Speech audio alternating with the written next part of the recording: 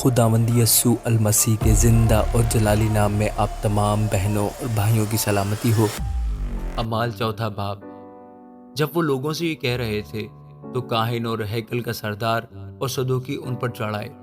وہ سخت رنجیدہ ہوئے کیونکہ یہ لوگوں کو تعلیم دیتے اور یسوع کی نظیر دے کر مردوں کے جی اٹھنے کی منادی کرتے تھے، اور انہوں نے ان کو پکڑ کر دوسرے دن تک حوالات میں رکھا کیونکہ شام ہو گئی تھی۔ مگر کلام کے سننے والوں میں سے بہترے ایمان لائے، یہاں تک کہ مردوں کی تعداد 5000 کے قریب ہو گئی۔ دوسرے دن یوں ہوا کہ ان کے سردار اور بزرگ اور فقیہ اور سردار کاہن حنا اور کائفہ اور یوحنا اور اسکندر اور جتنے سردار کاہن کے گھرانے کے تھے یروشلم میں جمع ہوئے، اور ان کو بیچ میں کھڑا کر کے پوچھنے لگے کہ تم نے یہ کام کس قدرت اور کس نام سے کیا؟ اس وقت پطرس نے روح القدس سے معمور ہو کر ان سے کہا، اے امت کے سردار اور بزرگوں، اگر آج ہم سے اس احسان کی بابت باز پرس کی جاتی ہے جو ایک ناتواں آدمی پر ہوا کہ وہ کیوں کر اچھا ہو گیا، تو تم سب اور اسرائیل کی ساری امت کو معلوم ہو کہ یسوع مسیح ناصری جس کو تم نے مصلوب کیا اور خدا نے مردوں میں سے جلایا، اسی کے نام سے یہ شخص تمہارے سامنے تندرست کھڑا ہے۔ یہ وہی پتھر ہے جسے تم بیماروں نے حقیر جانا، اور وہ کونے کے سرے کا پتھر ہو گیا، اور کسی دوسرے کے وسیلہ سے نجات نہیں، کیونکہ آسمان کے تلے آدمیوں کو کوئی دوسرا نام نہیں بخشا گیا جس کے وسیلہ سے ہم نجات پا سکیں۔ جب انہوں نے پطرس اور یوحنا کی دلیری دیکھی اور معلوم کیا کہ یہ ان پڑھ اور ناواقف آدمی ہے تو تعجب کیا۔ پھر انہیں پہچانا کہ یہ یسوع کے ساتھ رہے ہیں، اور اس آدمی کو جو اچھا ہوا تھا ان کے ساتھ کھڑا دیکھ کر کچھ خلاف نہ کہہ سکے،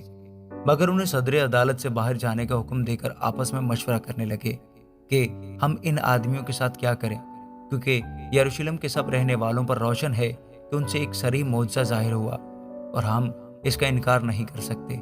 لیکن اس لیے کہ یہ لوگوں میں زیادہ مشہور نہ ہو، ہم انہیں دھمکائیں کہ پھر یہ نام لے کر کسی سے بات نہ کریں۔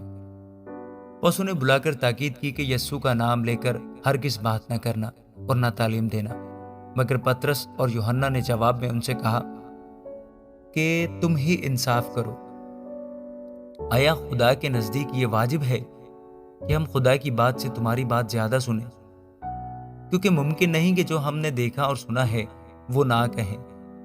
انہوں نے ان کو اور دھمکا کر چھوڑ دیا، کیونکہ لوگوں کے سبب سے ان کو سزا دینے کا کوئی موقع نہ ملا، اس لیے کہ سب لوگ اس ماجرے کے سبب سے خدا کی تمجید کرتے تھے،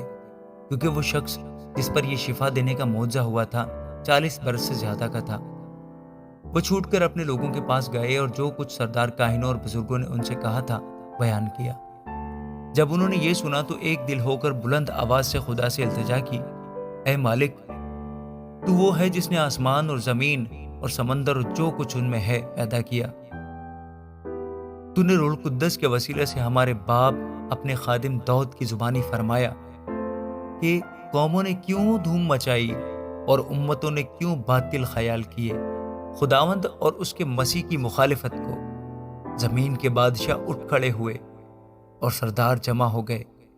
کیونکہ واقعی تیرے پاک خادم یسوع کے برخلاف جسے تو نے مسح کیا، ہیرودیس اور پینتوس پیلاطس غیر قوموں اور اسرائیلیوں کے ساتھ اسی شہر میں جمع ہوئے،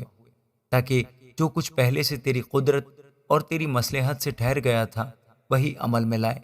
اب اے خداوند، ان کی دھمکیوں کو دیکھ اور اپنے بندوں کو یہ توفیق دے کہ وہ تیرا کلام کمال دلیری کے ساتھ سنائے، اور تو اپنا ہاتھ شفا دینے کو بڑھا، اور تیرے پاک خادم یسوع کے نام سے معجزے اور عجیب کام ظہور میں آئے۔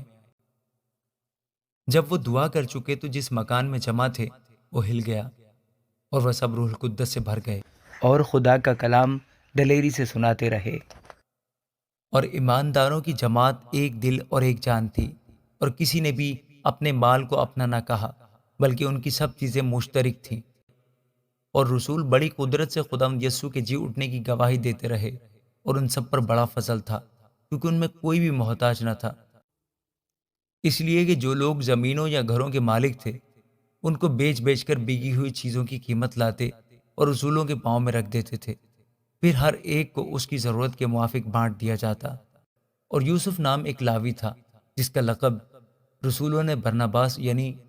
نصیحت کا بیٹا رکھا تھا، اور جس کی پیدائش قبرص کی تھی۔ اس کا ایک کھیت تھا جسے اس نے بیچا اور قیمت لا کر رسولوں کے پاؤں میں رکھ دی۔ آمین۔